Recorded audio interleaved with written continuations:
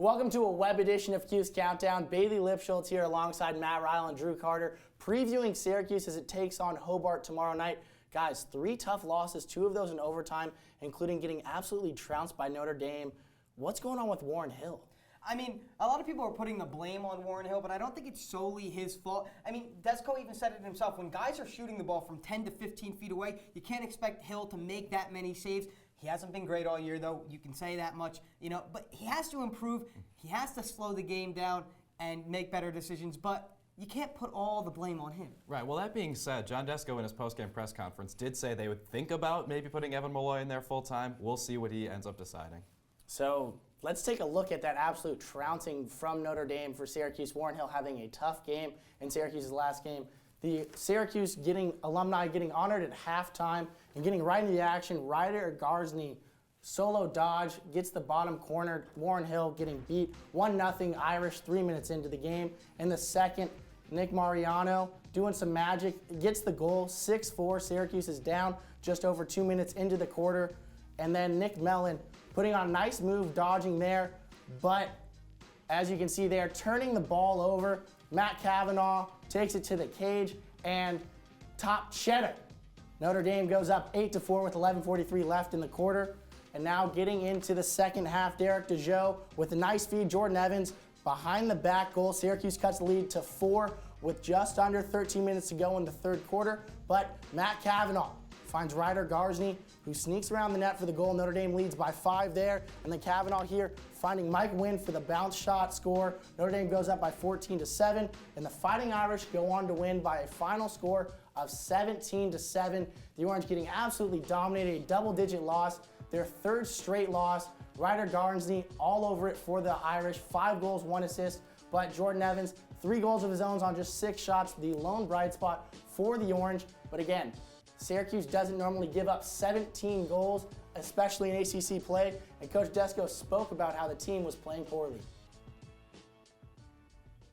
Not happy with it, the number of goals that we gave out, given the that's supposed to be our strength with the people that we have returning and the mental errors that we made on the field. Very, very disappointing, and we've been focusing on that with the last couple of days, but we still want to keep improving and still keep watching the film, who went wrong where, and we definitely, when we're making those kinds of mental errors, the communication isn't very good. So right off the bat, we've been talking and working on our communication more.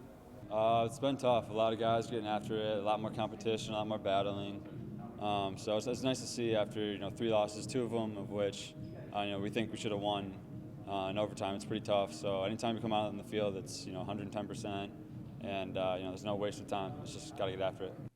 Again, Syracuse gets back into action tomorrow night. But guys, taking a look at the national rankings, really dominated by teams, especially in the top 5 outside of the ACC, something we don't normally see. But what's the biggest surprise to you? I mean, Townsend being in there, that's a big surprise to me. You don't usually see them in the top 10. And you mentioned it. Not a lot of ACC teams, only Syracuse and Notre Dame. Normally you see the Dukes, the North Carolinas, the Virginias. Not starting off great for those programs this year, but I expect to see them make their way into the top 10 by the end of the year. How about that Ivy League, though? 2 of the top 3 teams in the country, including Yale at number 1, they are 8-0 for the first time since 1990, Bailey. How about that? Yale absolutely dominated, as you said, 8-0, undefeated. But guys, taking a look back at Hobart, again, Syracuse taking them on again tomorrow night at the Carrier Dome. For that matchup, Matt, what's your X factor? My X factor is going to be clearing the ball. It's something they did not do well against Notre Dame. A lot of Notre Dame's goal was because they didn't clear the ball well. You saw that one goal in the highlight off of the turnover. They need to get the ball out into the attacking side of the field for them. And Hobart, you can't underestimate them because this team also is very good at clearing the ball. They clear the ball at 87%. Syracuse is just above that at 88%. So 2 teams that are good at clearing the ball. So if you're Syracuse, you got to win this battle to win the game.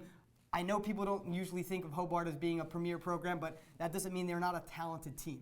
They are premier in one category, and that's extra man opportunity defense. They lead the nation by killing 84% of opponent extra man opportunities. That's incredible. I mean, people probably don't know a lot about the Statesmen, but if you're going to know one thing, it is that they are great at killing those extra man opportunities. I don't really expect the Orange to need to score on EMOs that much. But if this game is close and the Orange comes out sloppy like they have in the past few games, that could prove crucial.